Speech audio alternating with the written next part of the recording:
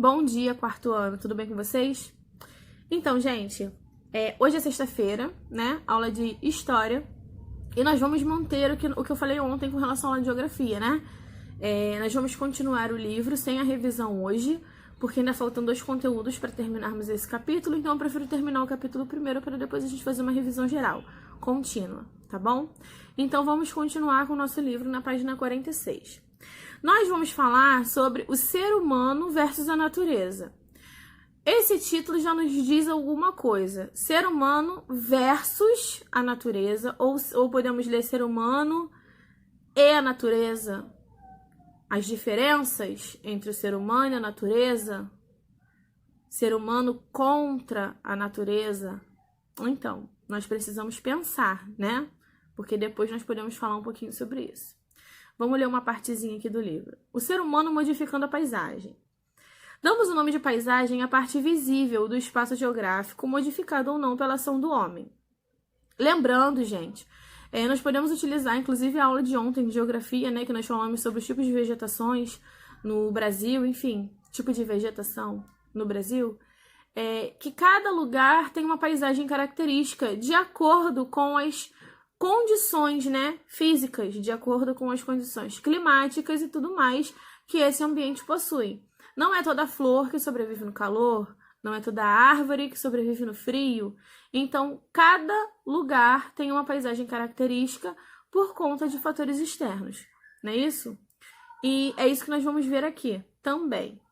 Aqui está nos mostrando a diferença dos elementos naturais ou físicos para os elementos humanos ou culturais. Qual é a diferença de um para o outro? Como o nome já diz, elementos naturais são os elementos vindos da natureza. Então, são elementos que fazem parte do nosso meio ambiente, do nosso habitat, né, natural. São coisas que o homem não precisou interferir para que existisse, né?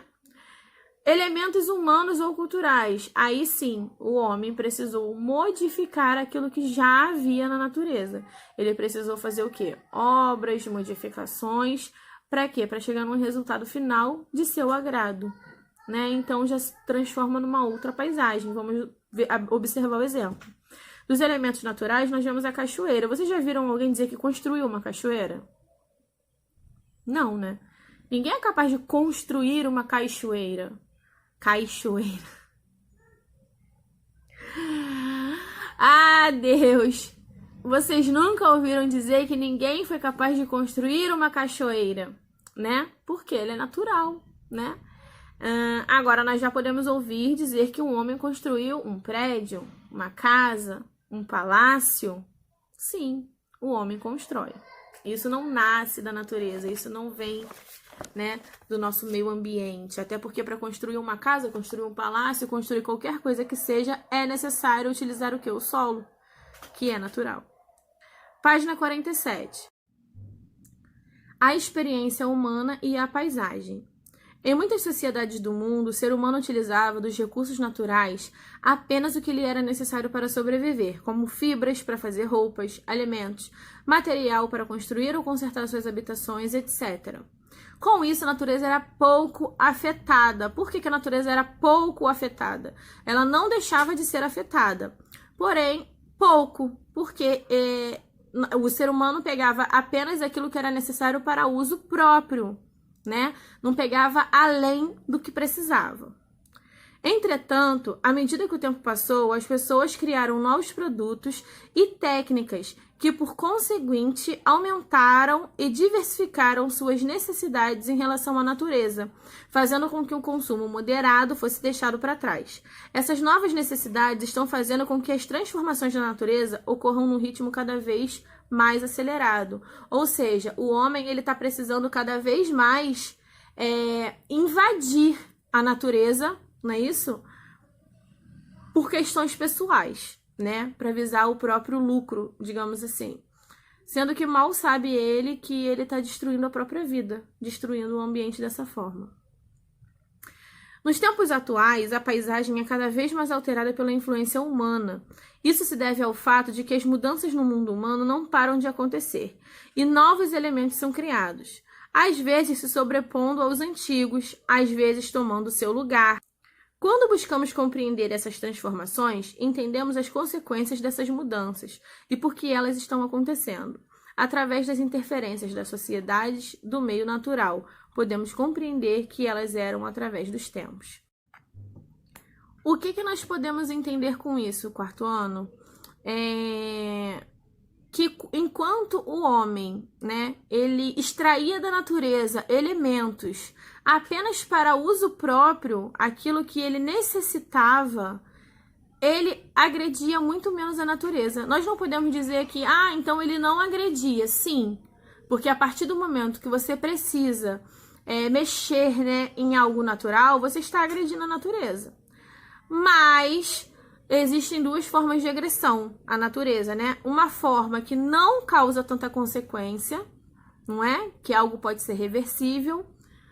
E existem modificações, né? Existem invasões à natureza em que pode ser irreversível, ou seja, que ela pode não retomar como ela era antes, né? Isso, ela pode não se regenerar. E isso é um problema muito sério, porque quando o homem, por exemplo, desmata, né, um ambiente, um território para construir prédios e casas e indústrias, ele está visando o quê? O lucro financeiro, porque ele vai conseguir ganhar dinheiro a partir dessa construção, enfim, disso tudo que ele está fazendo. Mas ele esquece que ele matou um pouco mais o nosso planeta, né? Ele acabou com mais uma parte, porque a partir do momento que você tem que derrubar uma árvore, você está tirando o ar do pulmão de alguém, não é isso? Então, muitas vezes não são medidas as consequências. O custo-benefício não é pensado, porque o ser humano pensa cada vez mais no bolso, cada vez mais no dinheiro, cada vez mais na tecnologia e nos avanços e acabam esquecendo da importância de preservar a natureza. Então, eles acabam deixando esse equilíbrio, né, de lado e exageram na invasão ao meio ambiente, ok? Vamos para a página 48 agora.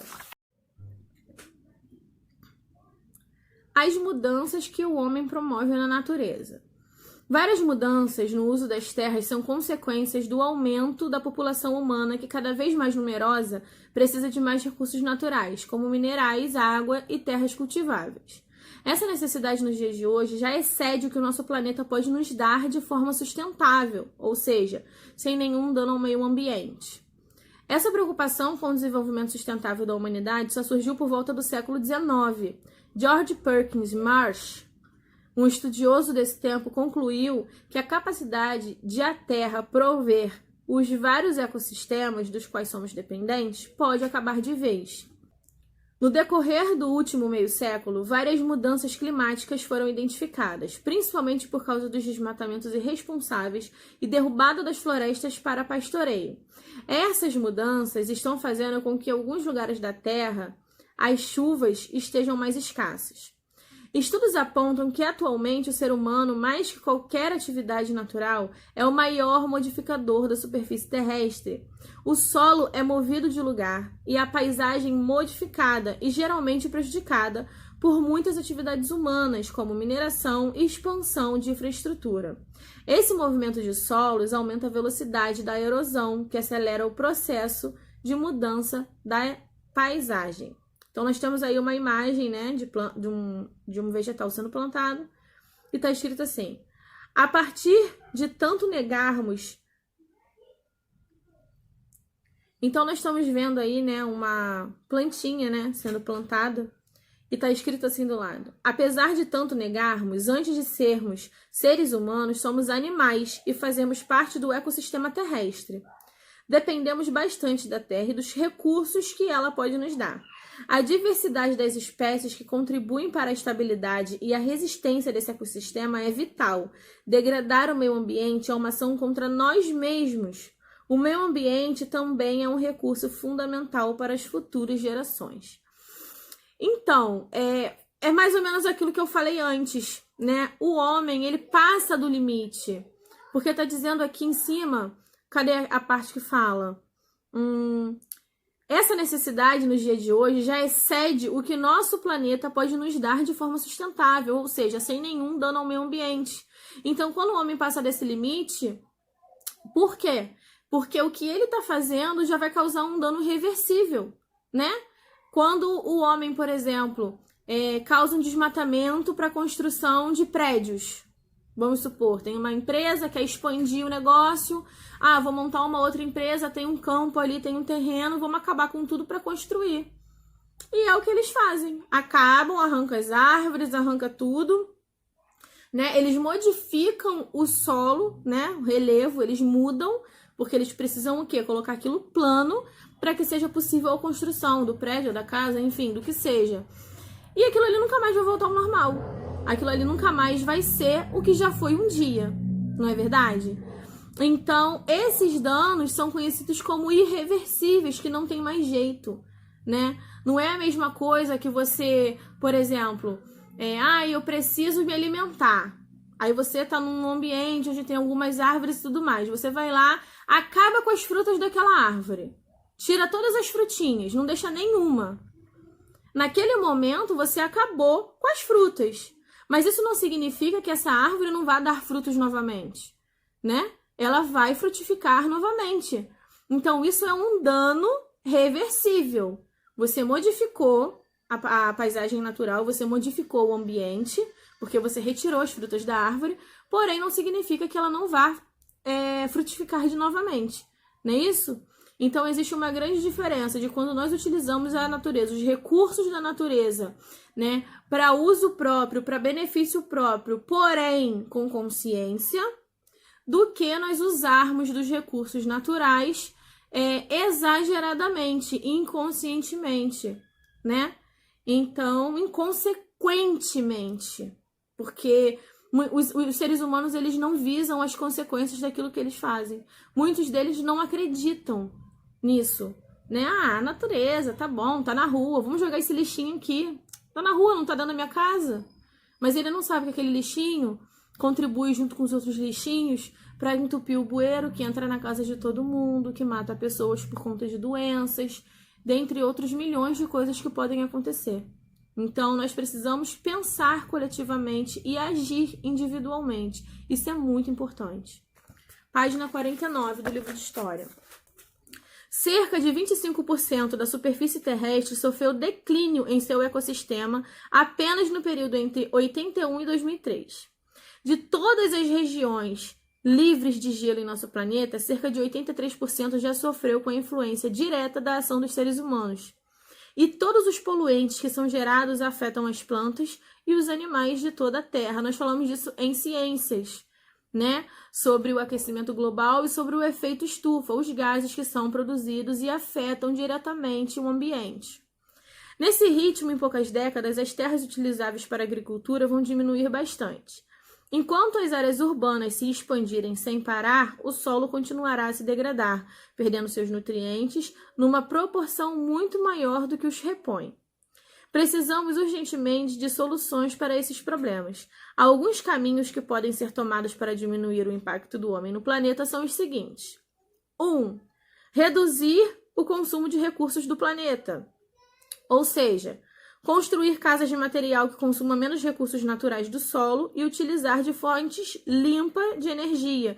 Diminuirá bastante o impacto negativo sobre o nosso planeta. A reciclagem deve ser encorajada, pois é por meio dela que conseguimos reaproveitar recursos primários essenciais. Ou seja, reaproveitando, nós não precisamos estar sempre extraindo algo da natureza para fazer um novo e um novo e um novo, né? Então, reaproveitando, nós conseguimos manter aí o equilíbrio da nossa natureza. 2. Voltar a tecnologia para esse problema. A tecnologia que já existe é capaz de diminuir o impacto do ser humano na Terra. Adotar práticas eficientes de plantio e construção urbana pode nos ajudar a reverter um pouco o dano já causado no planeta. 3. Estabelecer políticas de controle de natalidade mais responsáveis. Quando a população se multiplica sem nenhum controle, é natural que os recursos naturais sejam usados cada vez mais, o que inevitavelmente pode gerar escassez, além de problemas sociais como pobreza e distribuição injusta de recursos.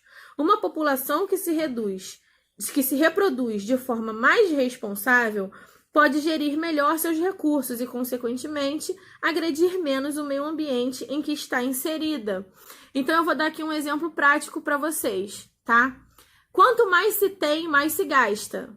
Vocês já ouviram falar isso? Com relação, geralmente isso se fala com relação a dinheiro, mas se aplica perfeitamente aqui, né? Quanto maior a família, mais se gasta. E quanto mais se gasta, mais recursos naturais nós precisamos. Não é isso? Então, o controle da natalidade é o quê? O que é natalidade? Nascimento. Nascimento de pessoas. Então, se isso for controlado, ou seja, se não forem nascendo muitas e muitas crianças, as famílias cada vez maiores, é mais fácil de controlar o uso, né, excessivo de recursos naturais. E isso ajudando, né, consequentemente, ajudando na preservação do meio ambiente. Agora, vocês vão fazer as atividades da página 50 e 51, ok? Espero que vocês tenham entendido. E esse conteúdo está diretamente ligado com os conteúdos anteriores que trabalhamos em ciências e geografia. Geografia porque trata de nós falamos sobre relevo, falamos sobre paisagens e falamos agora sobre vegetação, ontem, né? Em ciências porque falamos sobre o aquecimento global, o efeito estufa, os gases que são produzidos por nós e a irresponsabilidade com relação ao uso dos recursos naturais. Então, todos os conteúdos estão aí sempre muito linkados. Por isso que eu falo para vocês, é importante interdisciplinar. Às vezes você fala, poxa, professor, hoje é aula de matemática, você está passando alguma coisa de português para a gente fazer? Sim. Ah, hoje é aula de história, por que você está falando de geografia? Porque história faz parte de geografia, e geografia faz parte de história, assim como faz parte de ciências, e assim sucessivamente, ok? Façam as atividades, pensem, e nos encontramos às 10 horas, ok? Um beijo!